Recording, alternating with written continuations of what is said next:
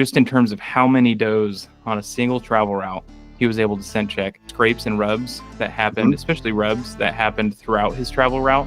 But scrapes, it seemed there was a lot higher frequency of them at the end of his travel route. This could be potentially applicable for hunters. I haven't mentioned this in a video yet, is that those scrapes, they're happening a lot later in the morning than people might think.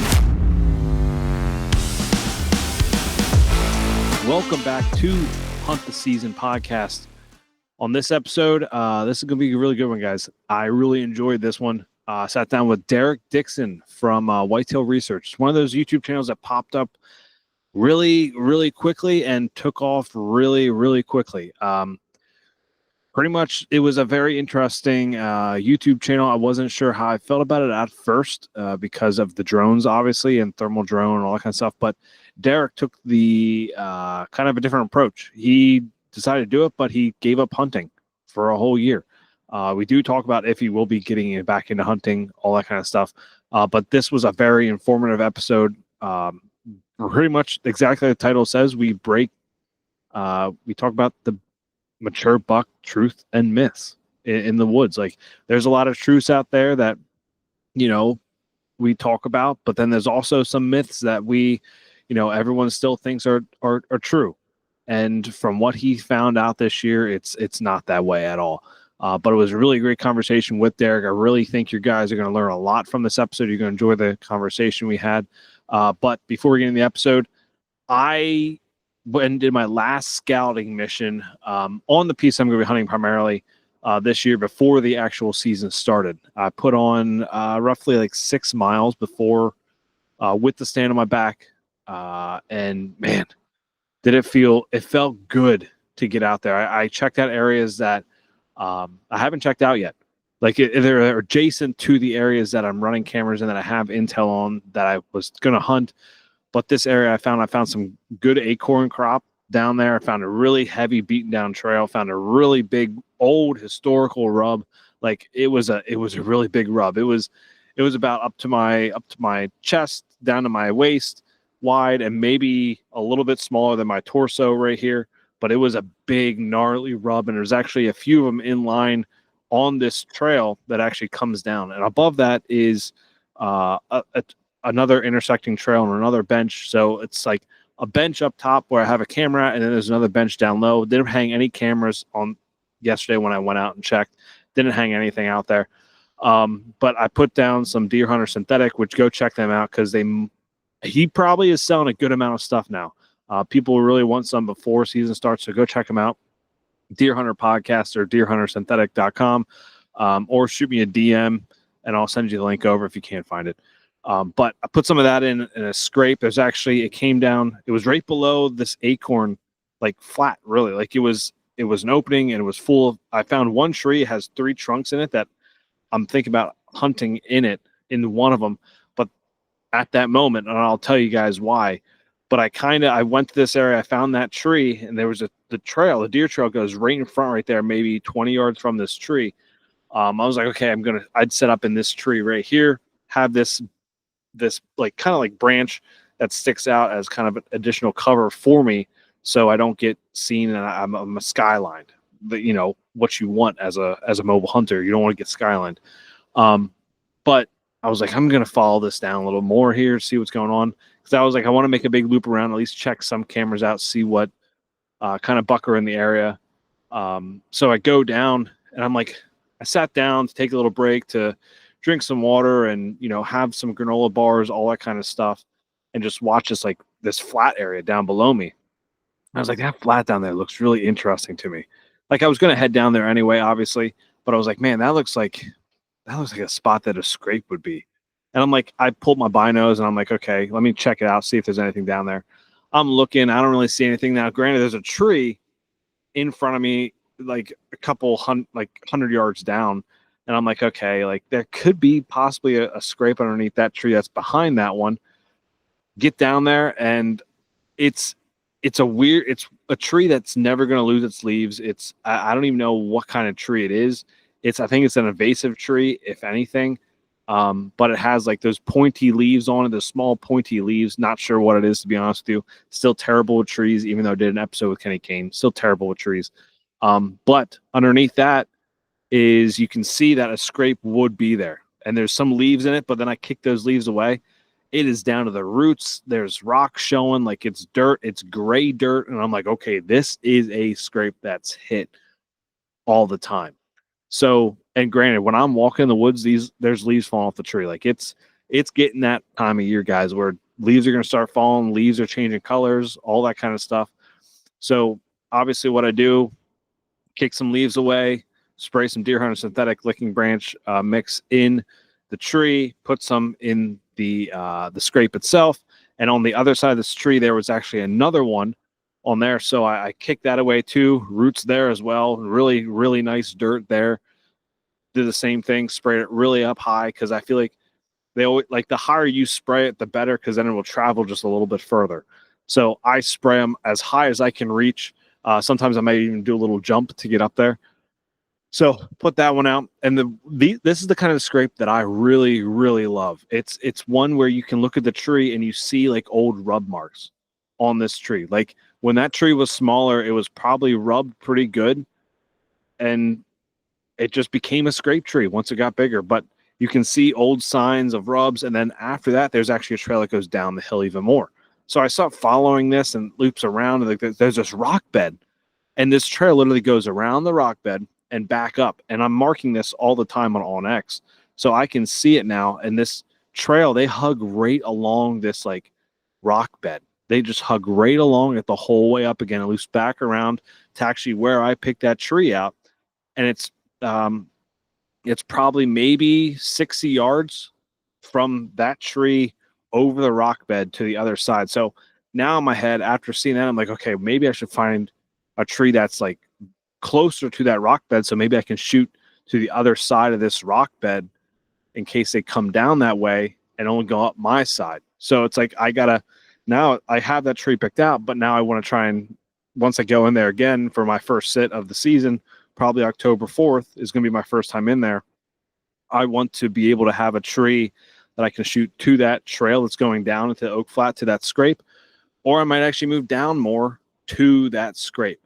Like, so I can maybe I can shoot that scrape, that trail, and over the rock bed. Like maybe I can find out something that I can close to that.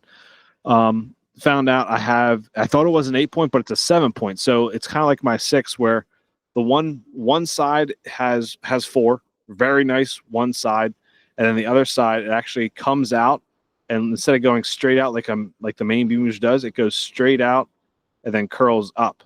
So it's a 7-point. He's a big 7 that I would 100% shoot. He was hitting a scrape above where I was, and that was on August 31st.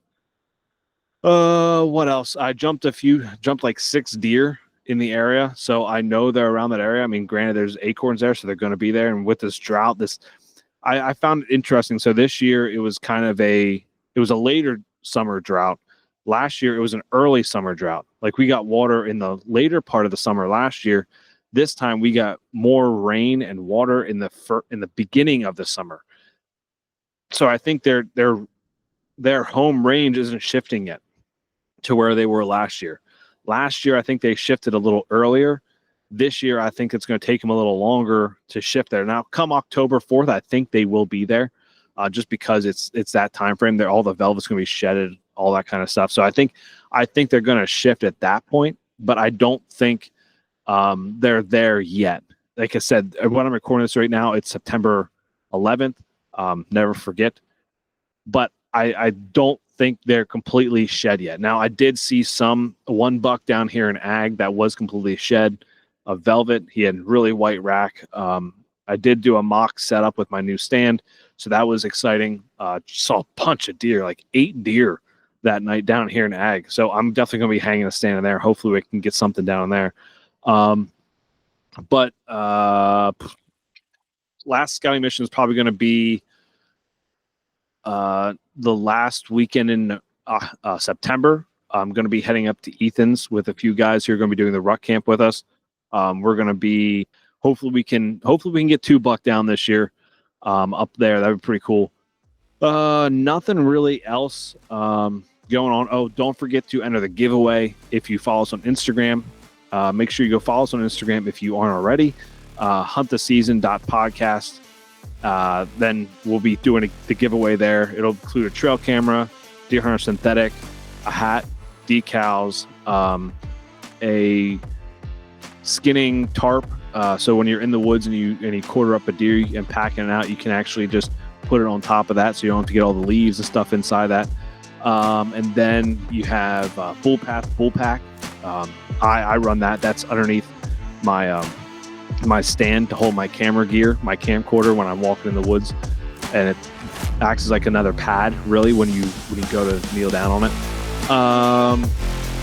Trying to think what else is in that. I don't think there's nothing else in that other than that stuff. But partners of the podcast, On X, obviously Deer Hunter Synthetic, go check it out. Everett's Guns in Dornsiff, PA. Buy some used guns. He's actually selling some used or custom bows now.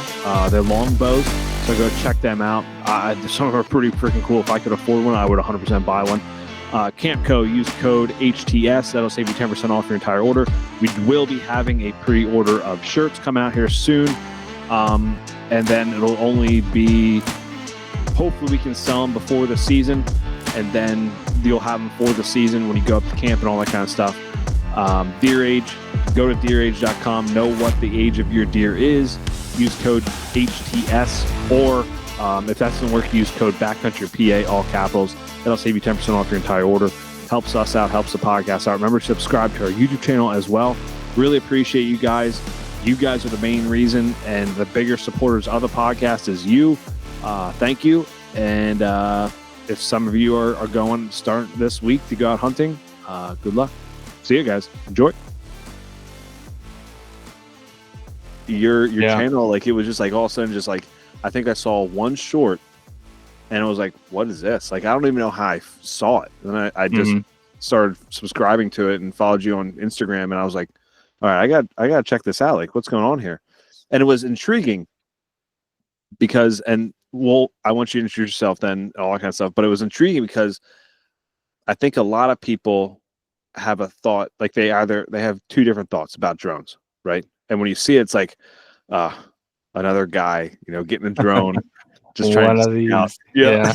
But yours, it was very different, and we're going to get to it. But first, I want you to introduce yourself to the listeners, who you are, how you got into hunting too, because I find that very interesting, and like your little bit of background and why this channel came about.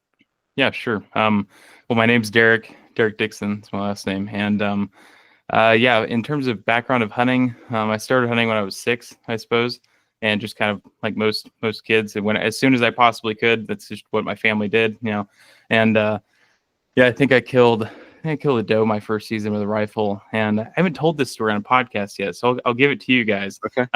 It's actually hilarious, but my first deer that I ever killed, I was using I think it was my dad's 280, and I'd lined up on a doe. She was 80 yards away in a food plot. We were laying down on the ground on a sawdust pile, actually, from just an old sawdust pile, and I took my very first shot, and I whiffed it. I completely missed the doe, but the scope came back and just decked me in the eyeball. I mean, absolutely hammered me. And little 6-year-old me kind of put my head down, and I'm crying, and I'm trying to not make noise, because my dad was very strict about, like, do not make noise your whole time here.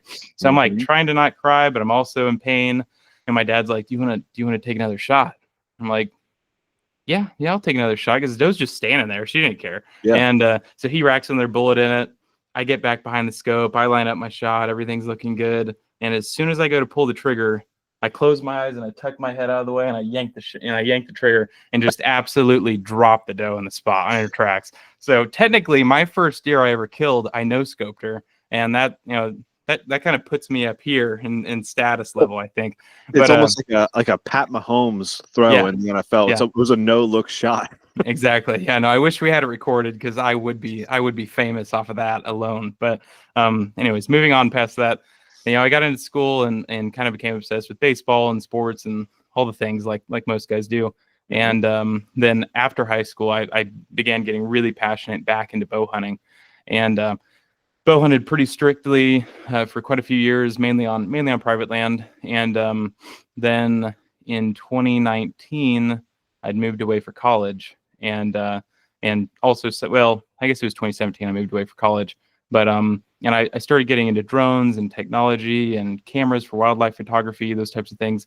And then in 2019, I dropped out of college because that's what we all do, right? Drop out of college, maybe. I don't know if there's more people like me, but dropped out of college and picked up actually a really good job, a technology job. That's the reason I dropped out of college, not because I was flunking, but I mean, I was close to flunking, but I wasn't flunking. And anyways, got a really good tech job, married my wife all in the same year type thing. And at that same time, I had a DJI Inspire, which was a big drone, and you could buy camera attachments for it. Mhm. And one of the camera attachments you could get for it was, I think it was called a H20T, but it was a thermal attachment. It was like $5,000 or $6,000 or something at the time. And whenever I saw that, it kind of planted the first seed in my mind, like, you could see deer with this thing. I don't know what you can do once you can see a deer with it, but like, there's no way you couldn't see deer with this. Yeah. Like at least at nighttime. Right. And I couldn't afford it though. I just got a new job. I just got married and it was way out of the budget.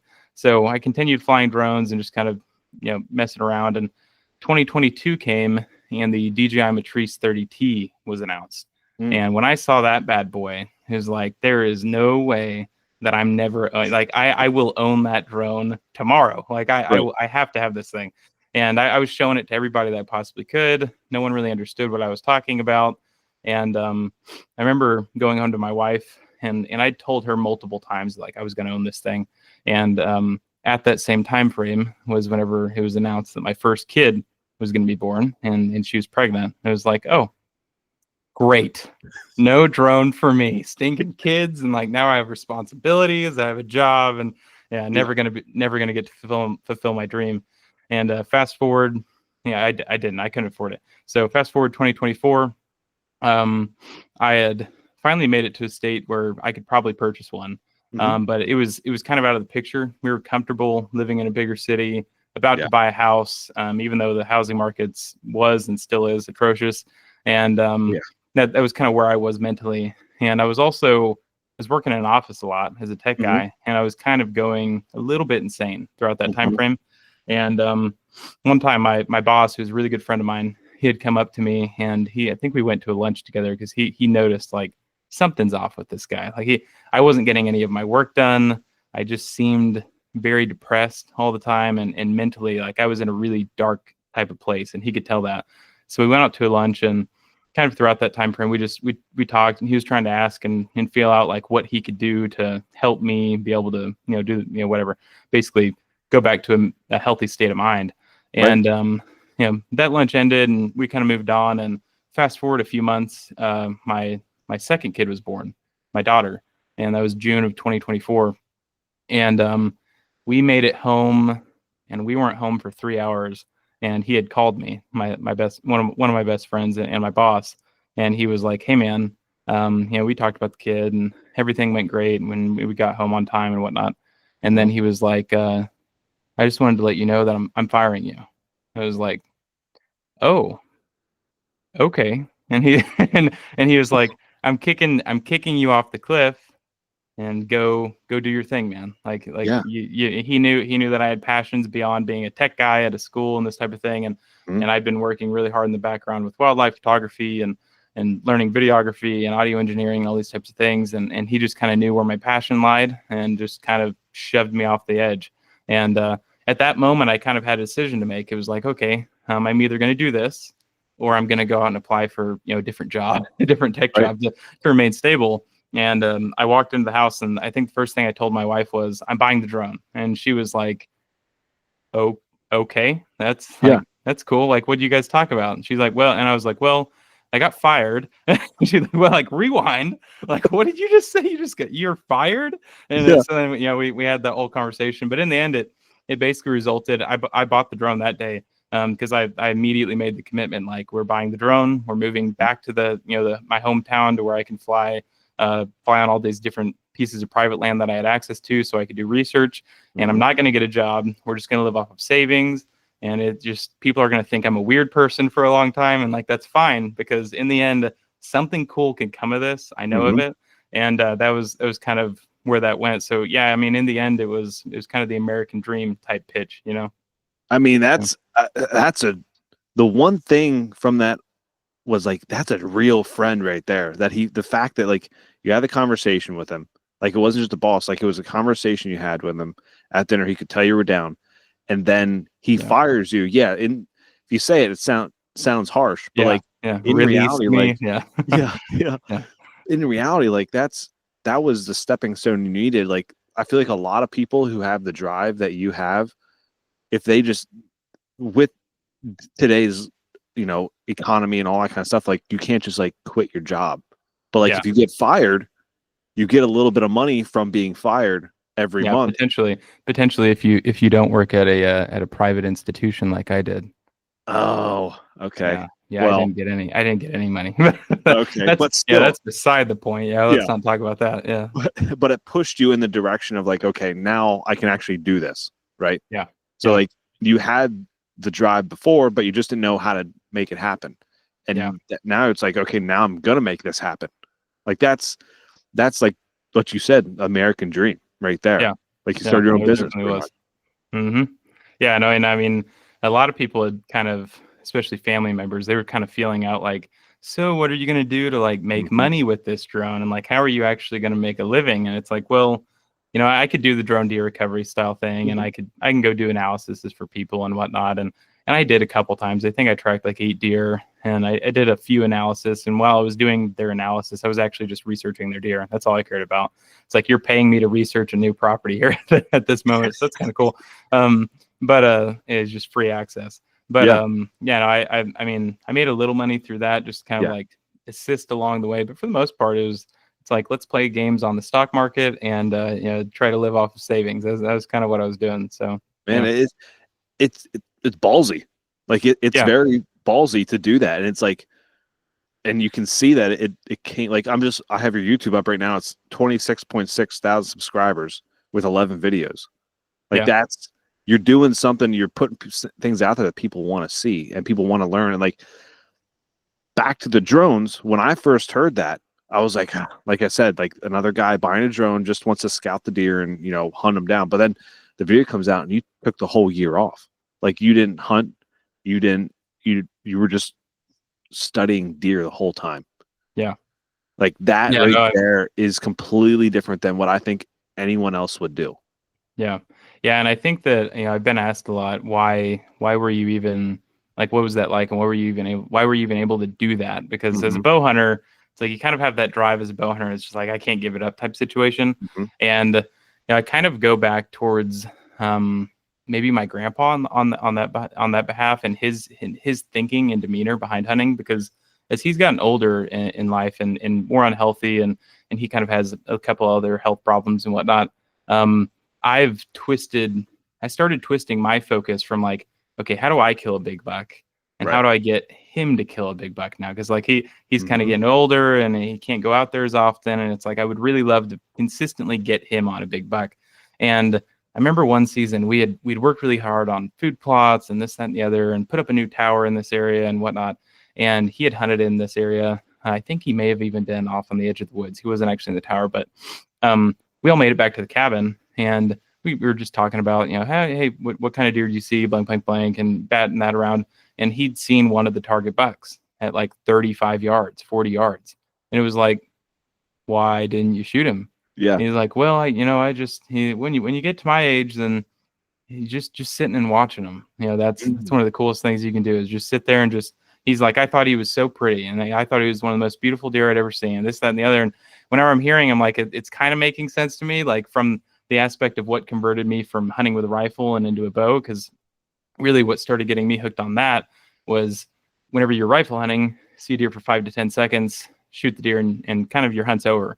And whenever you're bow hunting, you're forced to watch that deer for an extended period of time. And you start observing the way that he behaves and the way he holds his head and the way he interacts with deer around him. And it's like, you're a really fascinating creature. And a lot of times you don't end up killing him. So you have these experiences that are pretty long and drawn out.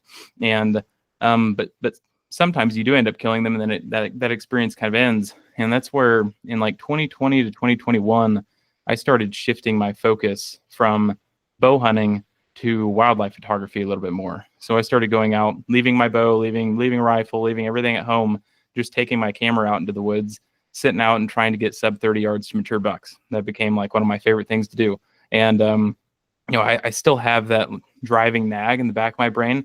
Like if I see a 130 class kind of gnarled mainframe 7 that's just an absolute jerk to every other deer in the woods, and it's like, man, you'd be fun to hunt. Like I would really like to get out and shoot you with an arrow. But at the same time, it's like you'd also be really cool to research. So kind of finding where to draw that boundary. But that's where it's kind of where I got that initial push from is wildlife photography and my grandpa, and just the fact that I didn't have this ever pressing desire to get more antlers on my wall. I just became really fascinated with watching the way that they behaved with one another, and then stepping with that into the drone, it just allowed me to analyze them for significantly longer. So it's kind of like the when I'm to the point now where I don't think I'm fully to that point yet of like going after one buck. Like I have one buck that I'm going after this year, but yet if another good one steps out, I'm still at the point where I'm going to shoot him, right? But like you go from this stage of hunting where you'll just shoot anything that walks by that's legal. In Pennsylvania, it's 3 on one side, so it's like, but once that 3-point comes out, and I'm still in that stage, I'm shooting it because it's a legal buck, and I don't know when I'm going to see another one. But then you progressively get into other stages when you start putting more time in, and you scout more, and you put more effort in general. Your standards go up. So like your standards go, okay, so maybe out past the ears, right? And then eventually you start getting multiple pictures of like the same buck. It's like, okay, now I'm going to go after this guy here, and that's like progression of a hunter. Like I feel like you progressed through that to now I just want to take photos of them, which I think is awesome, because like these antlers on the wall, these trophies on the wall, that's kind of like the same thing as a picture. Like you're looking at it because you remember it, but you're getting like it's catch and release for you. You're taking the picture, you're putting it back, and it's cool. Like you can go out and do just some doe management, like still get meat, and then still have that trophy on the wall of that deer that you got 30 yards from with a camera. Yeah, and one of the other things I started noticing with just from the hunting perspective back when I was really bow hunting a lot, was if you were having an experience with a mature buck and you saw him for like a minute to 2 minutes, you could go home and back with your friends or your wife or anyone, and you could tell a 30+ minute story just off of that 1 to 2 minute experience alone. And it's like I watched mature bucks move and tracked them for well over 2,100 hours last season. 2,100 hours. So just like put that in perspective. Yeah. I got a lot of stories as it pertains to mature buck movement. So pretty interesting stuff. Yeah, I really want to hear about how what was your hunting style like before all this, right? Yeah. Before the wildlife photography and all that kind of stuff. Like you said, you hunted primarily private. So like, what was the style of hunting for you in those type of situations? Yeah, no, I mean, initially kind of growing up, I just hunted with a rifle, and we all kind of hunted, kind of turn around peak rut time frame, go sit in a tower, and you're going to get lucky every once in a while and shoot one and get one on the ground. And then as time progressed, then my grandpa started kind of shoving me, when I'm like 11, 12, 13 time frame, he's kind of like shoving me off on the edges of these bluffs and kind of near drainage systems, and just like, oh, go off and sit down there. And he really frequented just setting me on the ground. He really enjoyed throwing me on the ground. And that he back then was with a rifle until I was probably 13. And that was whenever I picked up my first bow. And so I started hunting on the ground a lot and and literally just sitting. It wasn't like a spot and stalk type situation or trying to go in and bump a deer up and then kind of get around and hunt in that situation. I was literally just going in as if you were climbing a tree stand, except I didn't climb a tree stand. I was just sitting my butt on the ground and kind of waiting. And I actually had quite a lot of success just doing that.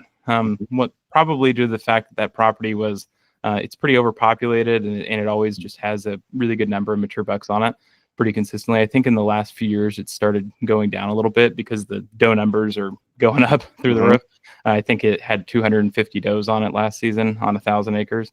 Cool. But anyways, and then as time kind of progressed from that, then I started getting into hang-ons and I started getting into saddles and really kind of through the guys from THP and Zach and Jake and Warb and whatnot, I was really fascinated by going back to the ground and kind of hunting on the ground and killing one with a bow from the ground. So I'd done that for a couple of years, and then that's around that time frame after hunting on the ground was whenever I started realizing, like, oh, what if I swap this bow out for a camera? And that kind of all happened. But I'd probably hunted from the ground again for like 3 years with a bow. And I just think it's way more enjoyable in terms of whenever you have. There's nothing like having a mature buck standing sub 30 yards from you on eye level, and he's just right there.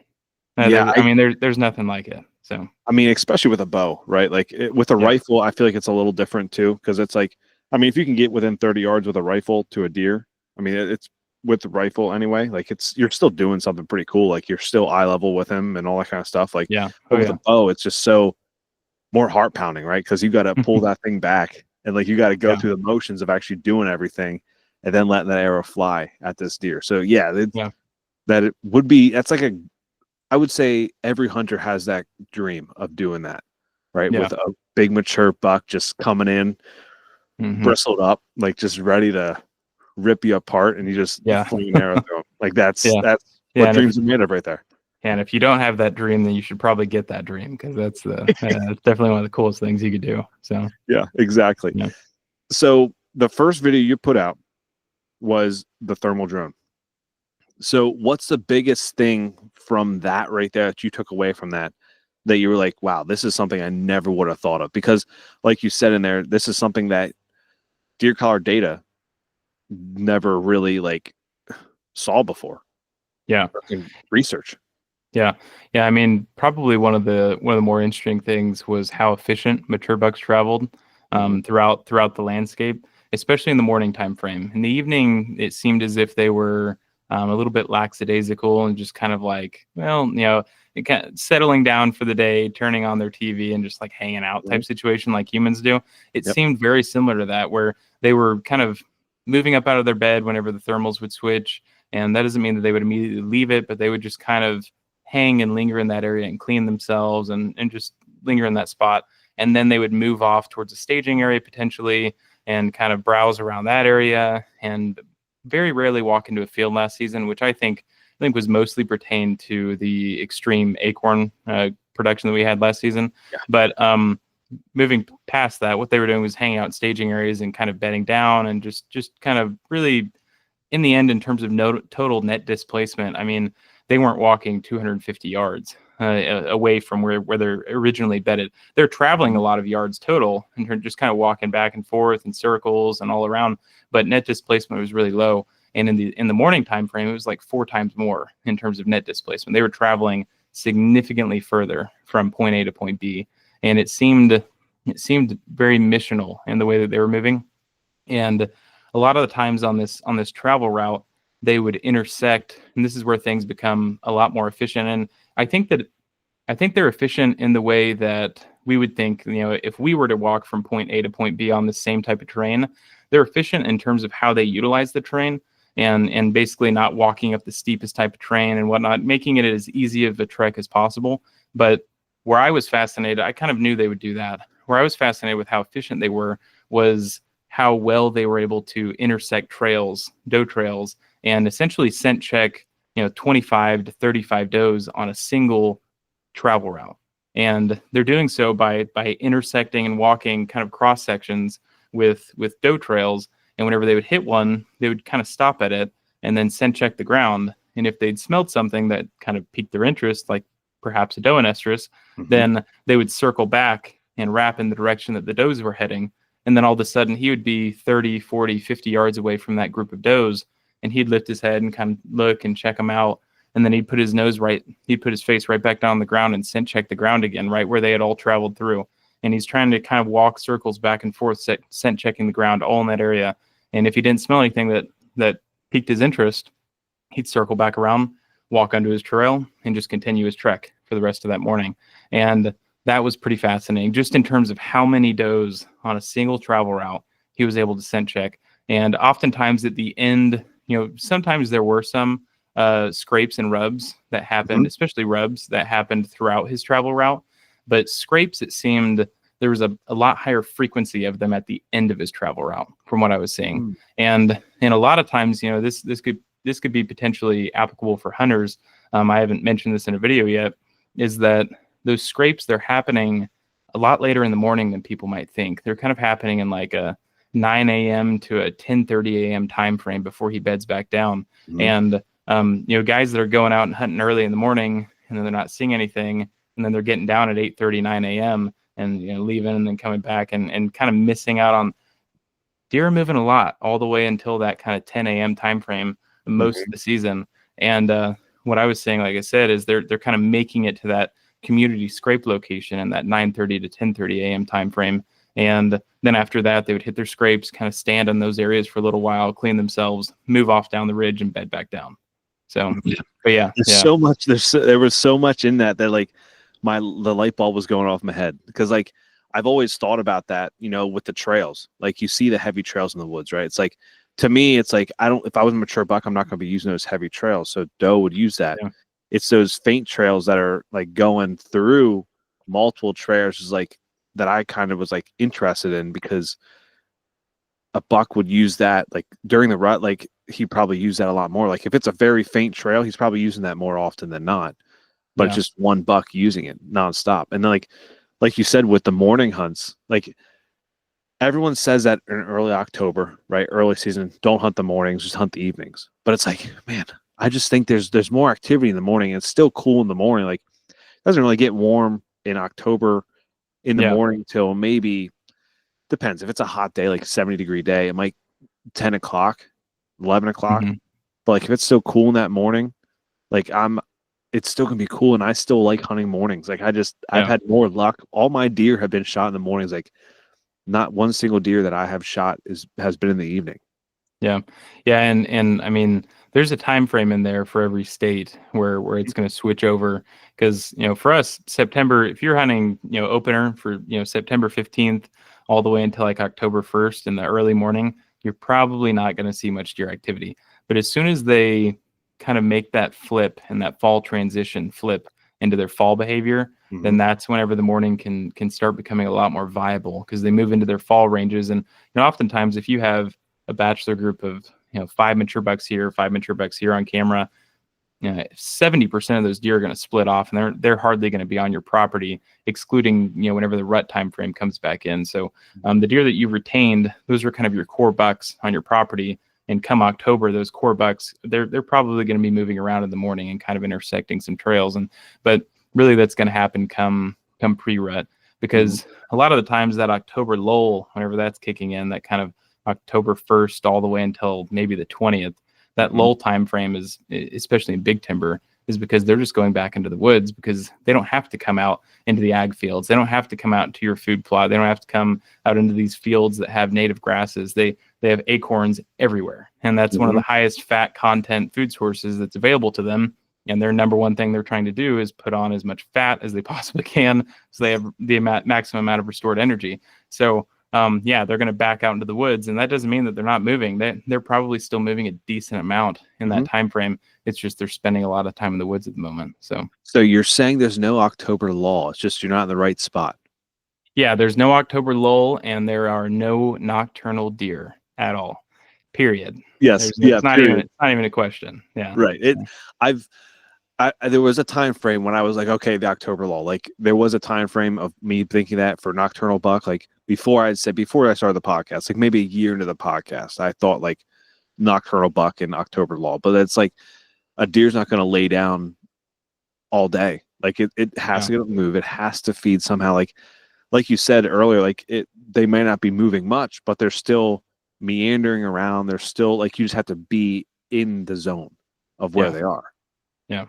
Yeah, absolutely. And I mean, my favorite time to hunt is right around the corner, and September 15th. I mean, in my opinion, I think that's the greatest time to be out in the woods. And a lot of guys, they don't want to deal with the bugs. They don't want to deal with the heat. But if you have a particular target buck that you're trying to kill, it's actually my next video that's coming out pretty soon. It talks about all this topic, but the number one thing you can do is try to hunt that buck as early as possible. That September 15th to kind of the 24th, 25th time frame for us. I know you have very high odds of seeing him if you know where to go. So let's I want to talk about that a little bit too, about like the core area. right? So like their home range. So I listened to one actually just today from MSU Deer Lab with my buddy Buck Down. He hosts a podcast. He had them on, and they said about, like they have around 200-acre home range, but that 200 acres could change come the season. So like in the early season, it could be 200 acres over here, and then in the late season, it could be 200 acres over here is where he's living at, right? Mm-hmm. Well, did you see any of that in with the thermals, like his Yeah, I would. home range kind of shift? I would hope that the statement they were making wasn't a broad statement, and the Mhm. fact that that's how every mature buck acts, Right. because they should know, and I know they do know Yeah. that mature bucks are individuals, Oh yeah. and not every single mature buck. I guess that would probably be an on average for them is 200 acres in Yeah, I groups. think it was like an on And average. Yeah. yeah, well, and from what I've seen, it's not uncommon to find. I think what I would add to what they're saying is I don't think it's uncommon to find bucks living in multiple large acreage sections at a single time frame, kind of basically being branched off of that morning movement. So if their morning travel route is a mile and a half long on average, then they can connect those large acre blocks that they're going and living at. I've seen something similar to that, but ultimately, a lot of the times whenever I was recording deer that were acting in that way, Mhm. I hadn't broke it down in that way because really it seemed as if that whole area was just their home range in general. Mhm. Yeah, I wasn't restricting it to, well, they ended up here, so that's a home range. They ended up here, that's a home range. They ended up here. It looked as if they were interacting with the terrain and scrapes and rubs and everything in between those home ranges, which in my opinion made it to where that one conglomerate section of say 1,500 acres was that particular deer's home range in that setting, if that makes sense. That makes a lot of sense. Yeah, I mean, and also like what in my mind when I'm thinking like home range, I'm thinking like it's a perfect circle, right? Like you have a camera right here, just make a 200-acre yard Yeah. circle around Yeah. that's his home range. It's like it could be literally a straight line up and down. It could be a square. It could just be a bunch of little squiggles all over the map. Like Yeah. that's his home range. But like it takes time to figure that out. And like people who figure that out are like far above like what I can do right now. Like that's Yeah. just far above me. Yeah. I'd say most people that think they have it figured out, you probably don't, unless you Yeah. have a deer, unless you have the topographical features and a lack of mature timber on your property. Mhm. Like say you're out in Kansas or somewhere and you just have like a 10-acre patch of timber surrounded by agriculture. Okay, like probably bedding in that area, I would think. Maybe off in the fields and kind of around the hills around that section, but you can pretty much narrow it down. Like I think that's kind of his home range. But in big timber, yeah, no, it definitely don't restrict yourself to a circle or anything like that. And also don't restrict yourself. Like if you've just got a 40-acre property, in terms of what you're researching and scouting prior to hunting, I would Mhm. highly recommend expanding that 40-acre circle to like a 1,000-acre block around your 40-acre block, and then studying and learning every single thing that you possibly can about the properties around you, whether or not anyone runs cattle, whether or not how many people hunt to your east, west, north, south, and really adding up all of these variables possible. So that way you can start marking off areas that there's no way deer here, there's no way deer here, and the more that you can eliminate the sections of property where deer cannot travel and they're not going to be, then the more obviously it becomes clear to you in the end where they have to travel. They're forced to move through these particular areas. And that's kind of where I started introducing the whole terminology invisible funnels for hill country, Mhm. because in the end it's just regular funnels, but what you're doing is you're marking off all of these sections of impassable terrain, which is a monotonous process. I mean, it takes a long time on topography, especially if you have a 1,000-acre section that you're hunting. Mhm. And then it takes a really long time to go back out in person and verify all of your beliefs from topography. But once you actually do it and all of that groundwork, then you're left with this massive, beautiful map that shows you how deer have to walk the terrain. And if you have that, I mean, that's one of the biggest legs up that you can have going into the season, in my Mhm. opinion. I wish I could show you the map that I actually drew. There was a buck last year that I got 20 pictures of. That he's my number one target this year. Found his shed, everything like that. Have a bunch of daylight pictures of him. I drew out like the topo map on a whiteboard and like put where the cameras are and all that kind of stuff, days and stuff like that. Like, and now like what you said, like I'm like I'm drawing like key features of like where he could not cross. Like it's like, okay, where is he not going to go? And like I never 3 years ago, never would have thought of that. But then I think after seeing that the hidden funnels that you posted, I was like, okay, that makes sense. Like mark off the places he's not going to go or can't go.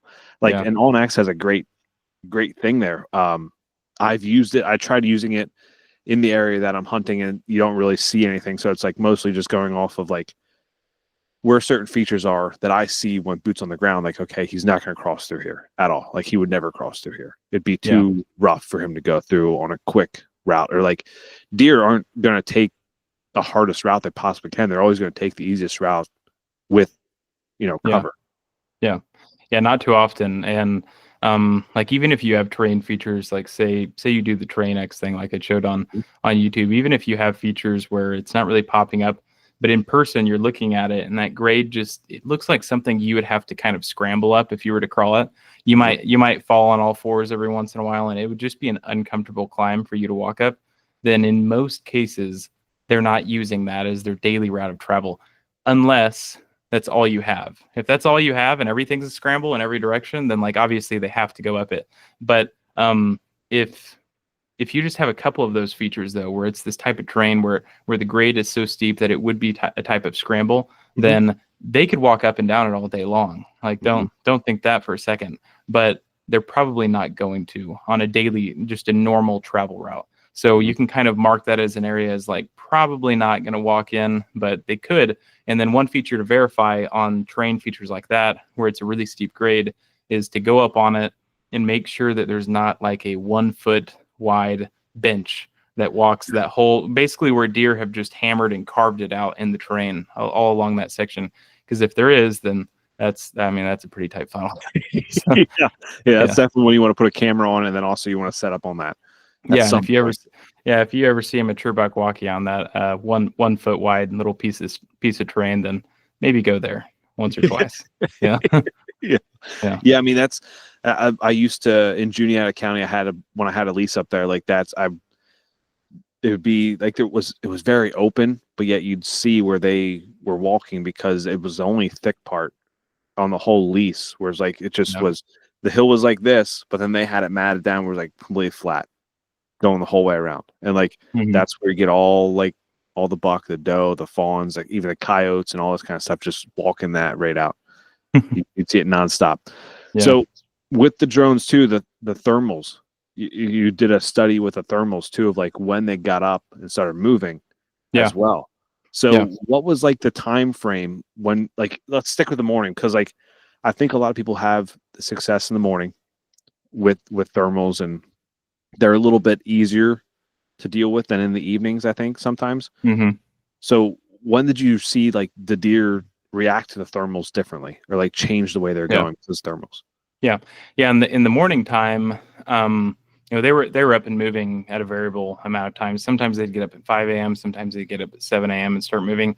And obviously at that time frame, really thermals aren't kind of in play that much. You have the sun rising out of the east, and it's going to kind of start heating up those east facing slopes a little bit sooner, and you might start getting thermals rising. But really thermals, I've got a long video on thermals coming in the future.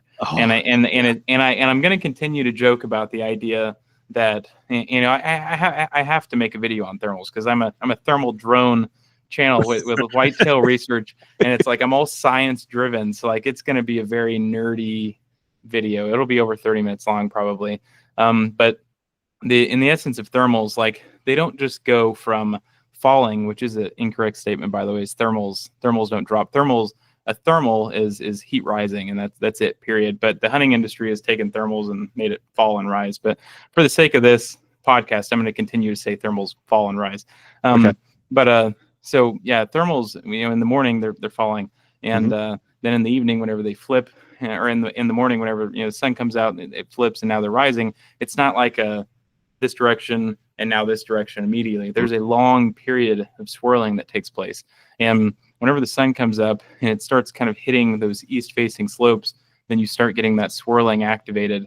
And that's around the time frame that I think that's partially why we see a lot of peak activity with mature bucks early on in the morning whenever they're moving, is because of thermals beginning to swirl. And that's the same thing for the evening as to why whenever I'd made in the video where I'd said that whenever the thermals switched in the evening and the temperature kind of peaked out for the day and then it started dropping, then I was noticing mature bucks were standing within 10 minutes on either side of that peak temperature. And I think that's because in a lot of the areas where they're bedding and kind of nearer off thermal hubs, then those areas the thermals start swirling and everything's just kind of mixing and mashing, and it puts them at a major advantage for a long period of time, 30, 45 minutes, while everything is kind of mixing and swirling. And going back to the morning, there are times where a mature buck travels in an area and he never gets off of a portion of a ridge where the thermals are actually ever rising. He's in a section where he's pretty much receiving prevailing falling thermals. I'll say falling thermals again. Falling thermals off of the top of a ridge, because he's still in a shaded section all morning long. And every once in a while he'll kind of crisscross back through a section where it does rise, but for the most part, well, not for the most part, but oftentimes I've seen them where they're moving in sections where they're just kind of getting thermals that are still falling all throughout that morning time frame.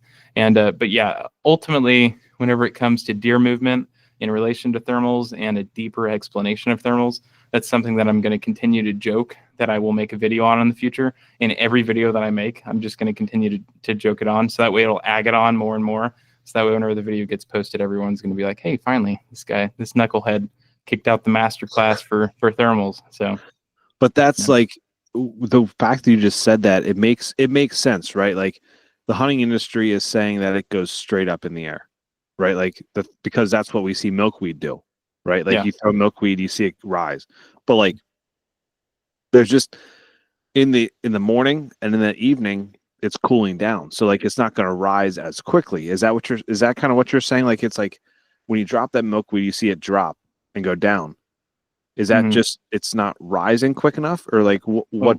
What I'm saying is in the morning, whenever obviously the sun is starting to rise, but it hasn't heated the Earth's surface in any of those areas, in a lot of the shaded areas still. Then in those areas, technically everything is still dropping. The air is still heavier, and moisture in the air and content, it's causing everything to still drop in those areas.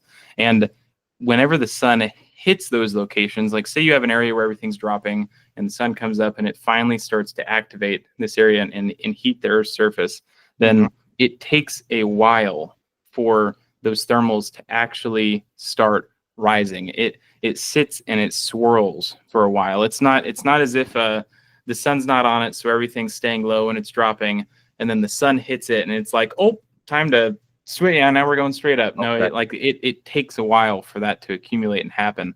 So that's what I'm saying, if that makes sense. No, that makes a lot of sense. Then it also makes sense of why, like you said, why you see deer and matured buck move so much, because like it takes a little bit and they're catching literally everything coming off the ground because you have that swirl. Like it makes sense. It does. But I just never thought of it. I don't think I ever thought of it that way. Like it was like, it just takes a while for it to heat up. But in reality, that makes complete sense of why it does that. So like, what's like is there a general, because obviously it heats up everywhere differently. Like was there a time frame that you saw, like the best time frame for those thermals?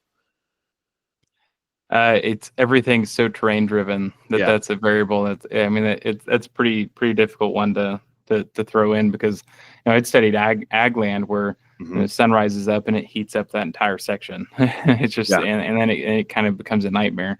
And then you have hill country where everything's so steep in the grade, and in some cases, whenever the sun's kind of wrapping and it's on the south side, and it's heating those south facing slopes, and it never heats the north facing side in some locations. So you have falling, I'll keep saying falling thermals. I hate that. I'm gonna come up with a new word for that for the hunting industry, but falling thermals on the north side of the ridge as well. even all throughout wintertime in some cases. So, Okay. but yeah, no, All to piece all of that together, it would take a little bit longer to kind of Yeah. see if there's a correlation. Yeah, because I know when I hunted a thermal hub last year, and it's so crazy to me how like you feel those thermals, especially if you have the right wind. You just feel them like all just sucking up in this thermal hub, and it's like, man, this is insane how fast these things rise. Like once the ground really heats up and they start rising, you can really start to feel them. Yeah. It's like, dang, this is intense. And that's when that was like at 8:30, and that's when I saw the mature buck come by me. So it was like right at that time, right in that thermal hub, he came walking right by. So I mean, it's pretty cool. Like thermals are a huge role in a whitetail's nose. Yeah, no, I think that barring having winds over 10 to 15 miles per hour, something that can kind of overpower thermals in that situation. If you have steady winds sub 10 miles per hour, I think thermals are everything. So let me look here. I'm looking at this.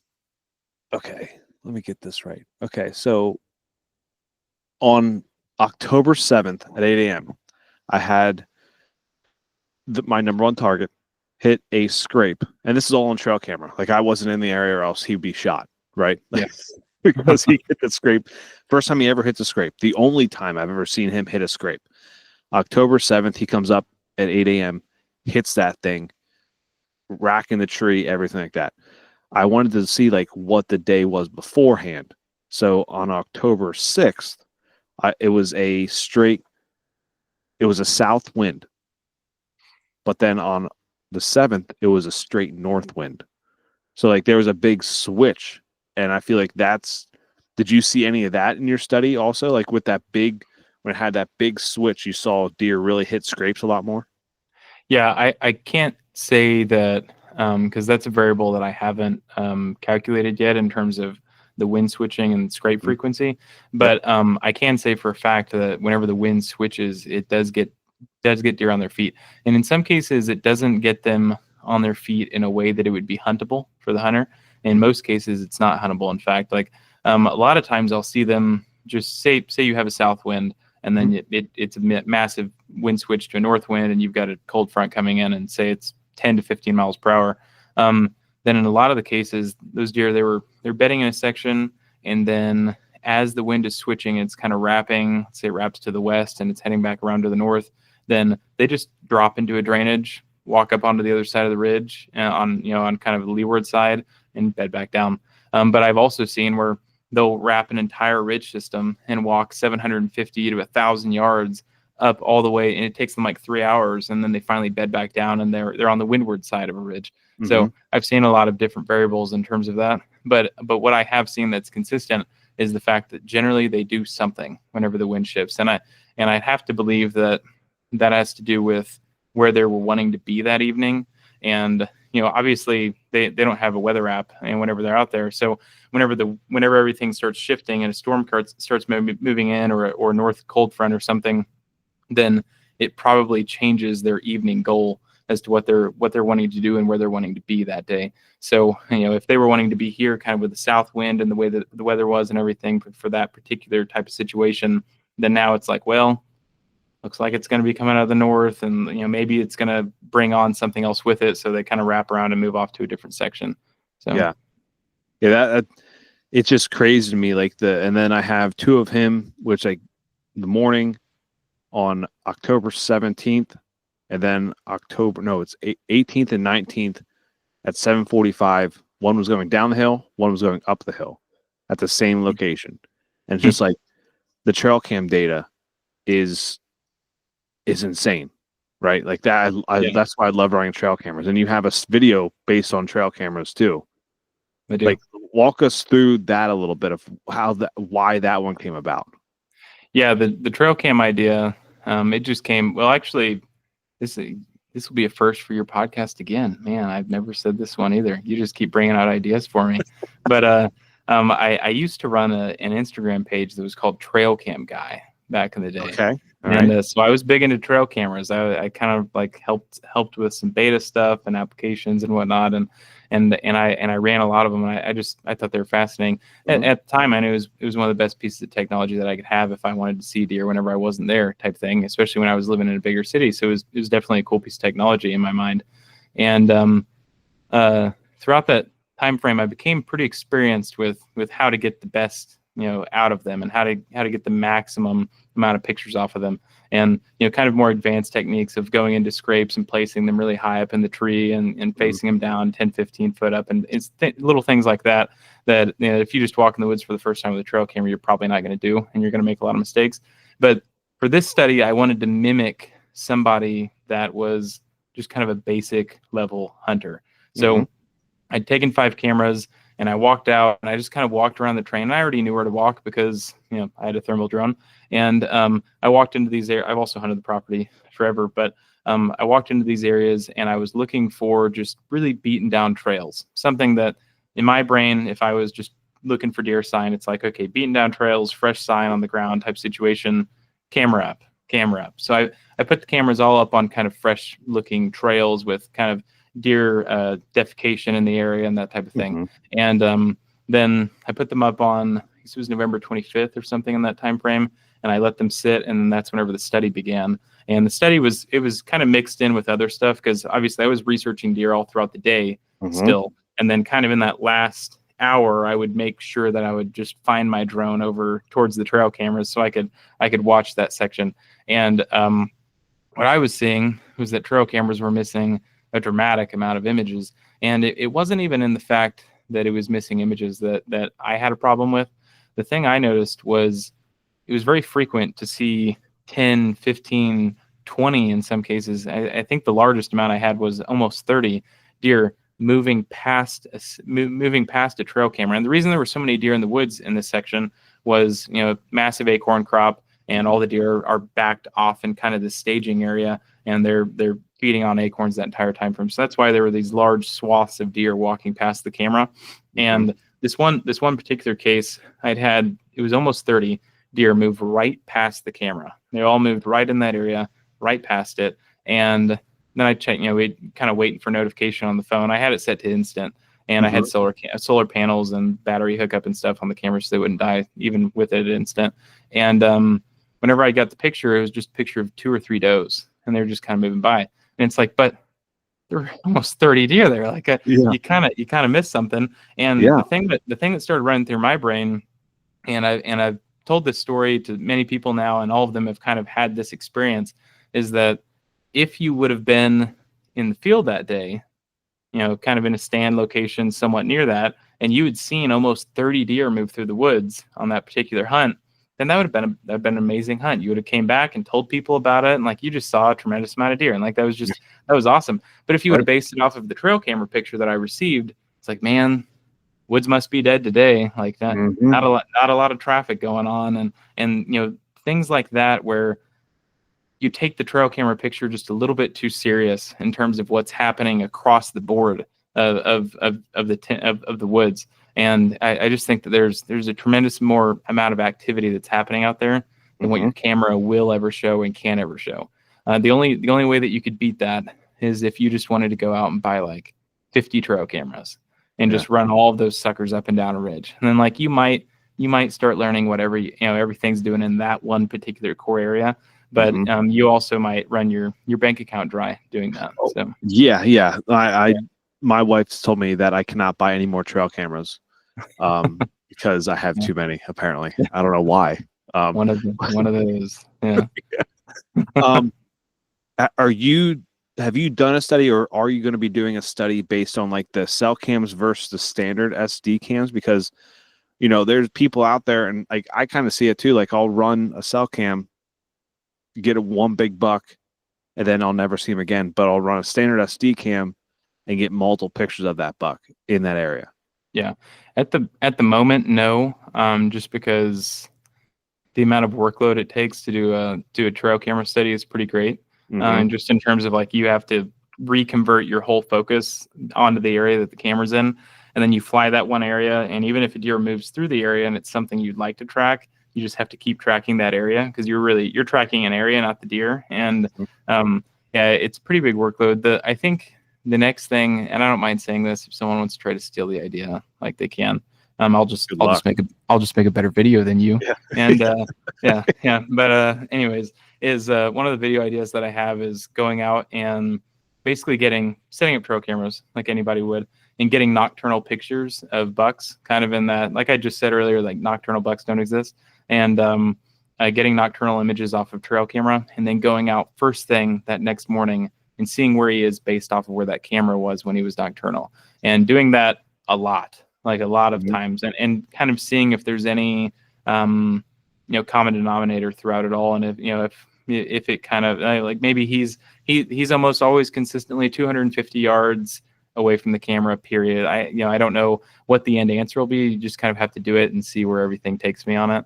But I think that would be a potential fascinating one, just in terms of where he is the next day. And then not only that, but say he is purely a nocturnal deer on camera, which I would love to find one that is, then track him throughout the day as well, and just kind of show like, well, here's how much he moved, blank, blank, blank. And I just, the idea of nocturnal deer is no bueno, not a thing. No, so. Definitely not. No such thing as a nocturnal deer in general. So I don't know if you've done this or not. And this is also another thing, like if you have done it, or is it in the books, right? When you get those trail cam pictures, right? Like some people say, like if you get that 7 p.m. one, you're close because he's moving close there. If you get that 9 p.m., if you get that 1 a.m., you're close to his bed, or 2 a.m. Like, do you see any correlation with that, especially with the thermal drone that you did? Like, do you see any?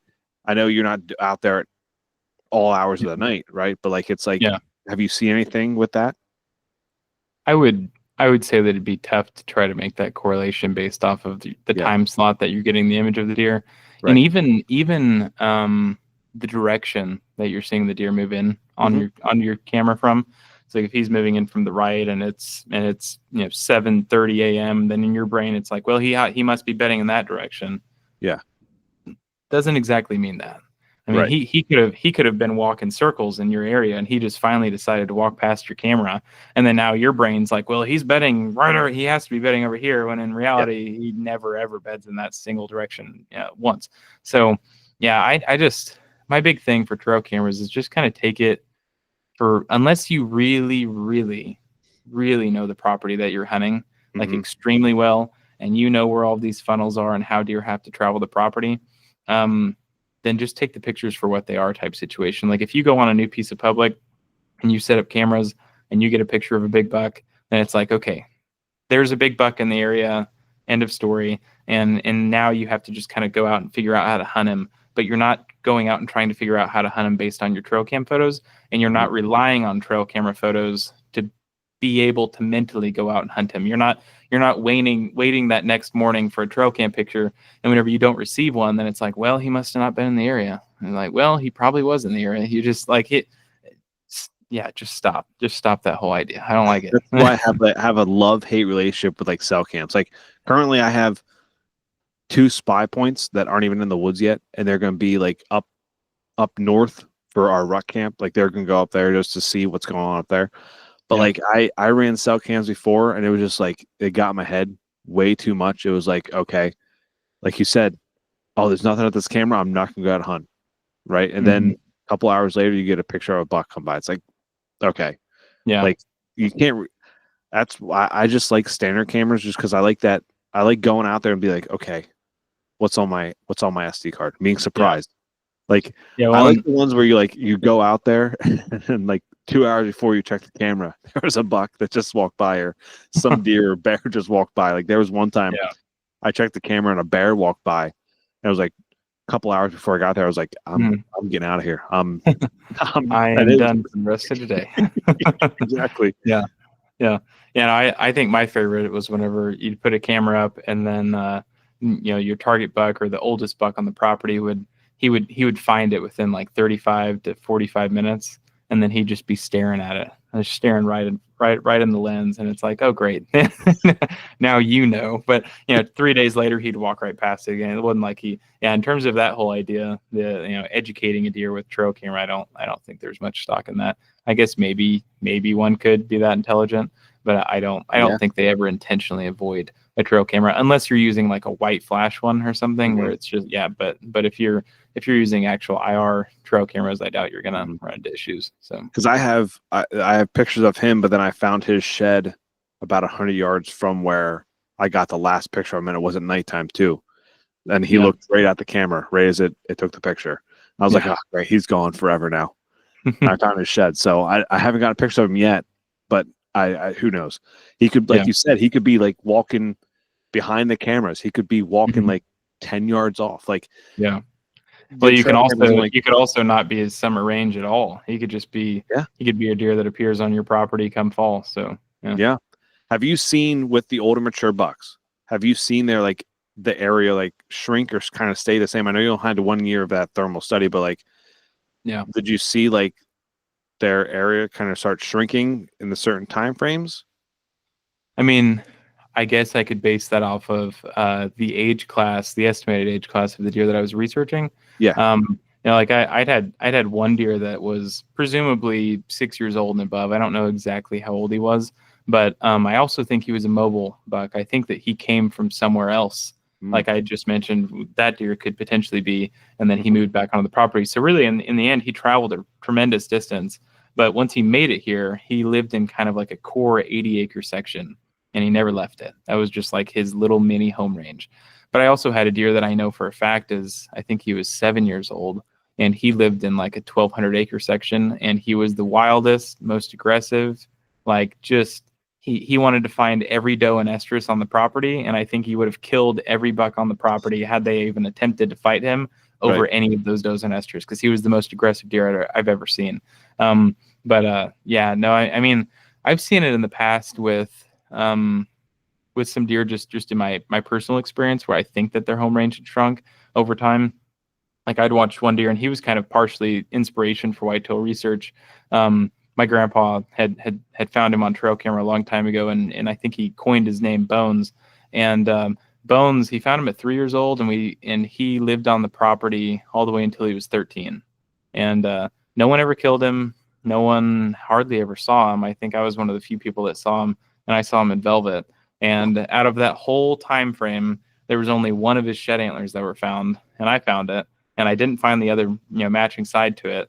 And it's like that one shed antler actually carries a lot of weight for me, because whenever I see it, I kind of reminds me of that deer, and then just kind of like his legend in my mind and his ghost status, and the fact that like, how the crap did you travel? And that's kind of like why he was part of what inspired me in terms of Whitetail Research, was just like, how are you traveling the terrain and this property, and that no one could ever see you and ever get you killed, because he was a pretty big buck even all the way until he was 13. And it was just kind of fascinating. I don't remember what the question was, but I just started rambling. That's insane. A 13-year-old buck. Like you don't like, I think like when people say like mature buck, right? Like 3.5, 4.5, 5.5, like that's the mature buck that people would shoot. Yeah. My buddy this year shot a 9.5-year-old buck in the big woods of Pennsylvania. And like, it's like 9.5-year-old, like that's insane. Yeah. But in 13, it's like, dang, like, and then you never saw him like on the property, and you saw him once in velvet. You found we one. Saw him a lot. Saw him a lot on trail cameras. Just didn't see him a lot in person. I would like to think that thermals were the largest thing at play there as to why we never saw him. He was just pretty good. Yeah. Yeah. Those falling thermals were the big play in it, right? Yeah. Yeah. It had to be the falling thermals. Yeah.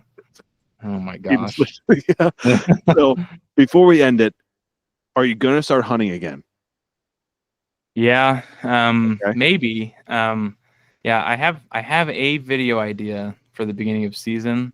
Okay. But it all hinges on some factors, and I'm not gonna give anything more away than that on that one. Okay. But other than that, I might do some hunting on public land, potentially. Kind of the idea of like putting the money where your mouth is. Punk kid, the guy that flies the drone and watches deer thing. It's like, show me how you actually fare on public land, buddy. And I might do some of that potentially if I get the time, but everything hinges on if I get the time. So, you know, my main focus is still going to be research, and I'm going to be trying to get out. I have some pretty fascinating ideas of what to do, and in terms of making it as if I was hunting. You might be able to pick up on that with the whole wildlife photography thing, and maybe mixing a thermal drone into the situation to see how deer interact around me. So stuff like that, where I might go out in the woods and still kind of be able to fulfill that itch of getting sub 30 yards to deer, but I may not be slinking them all with arrows type situation. So, yeah. So I know you said you hunt on the ground. So let's say you go back and start hunting, you hunt public land. Are you going to be hunting from the ground? Are you going to try saddle, mobile setups? Are you going to still do the grounds thing? Like what? Yeah, I mean, I'd probably be 60 to 70% ground and you know 30, 40 in a saddle. That's kind of that'd be my thing. Yeah.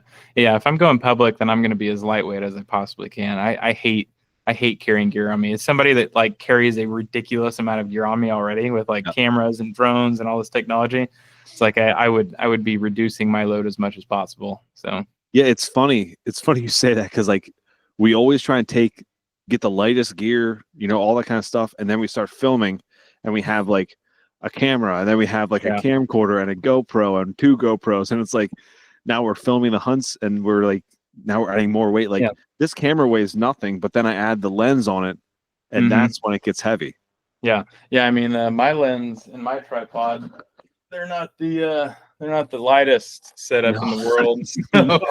So, yeah, not too leisurely to carry around through the woods whenever you want to poke that thing around. So you just pack it in a backpack and you know smack the lens on every limb in the woods. So yeah, you kind of like when you film, especially with a DSLR, you can kind of, or mirrorless, whatever you want to call it. It's like you want to be careful, but also it's like you want to get to the spot you want to like hunt, right? So it's like, okay, I guess I'm gonna bang this lens off a few things. Yeah, my lens, you know, it's camo, so a lot of people they're not able to lay eyes on it too often. But that thing has been beaten off of everything in the world. I've dropped it. Oh man, it's been abused, but it was a great purchase. So yeah, I love that thing. Let's hear your setup. So like, if you're for just wildlife photography, did you use to self film at all for hunts? Or not really. I mean, I'd bring a camcorder with me every once in a while, and I think I videoed my wife shooting her first deer and you know stuff like that. But yeah, once I got into the photography side of things, I really started focusing on that over video. And I really wish that I would just hit the record button a lot of times in the past, because it's like I would have some really cool B-roll kind of going into videos. But now I'm having to go out and collect new stuff, like all the deer in velvet and whatnot that we've seen. That's me fresh, like going out and doing boots on the ground scouting already from this season. Yeah, no, my main camera, I use like a Sony A9 II. I'd like a Sony A1 or something if I could ever get the funding for that, but I don't have it. And then I have a 200-600. They're Sony's 200-600, and then I have a 400mm f2.8, and you know, I guess that's where all the money went, so I can't have an A1. And then you know, I've got my main lens for just recording myself and stuff is the 16-35 f2.8 Gen 2, I think, from Sony. So and then I've got a couple other mishmash of lenses. My wife's also a photographer, so not a wildlife, she does family and stuff like that. So she's got 85 mils and 135 mils and you know the 1.4s and 1.2s and stuff. So she has some stuff as well. But yeah, in the end. Cool, man. Like it's been, your videos are awesome. Keep it up. Like I love it. I love the information you put out there. It's different from everyone else's. It's the conversation was awesome. Picking your brain about thermals and the falling thermals, nocturnal bucks, you know, all the stories you shared. Like I loved it, man. Keep it up. Yeah, man. I appreciate it. Thanks for having me on. Yeah. Where can people follow you and like, subscribe? Yeah. Whitetail Research pretty much across the board. Any social media that's my name on it. So Instagram, Facebook, my main stuff on right now is YouTube.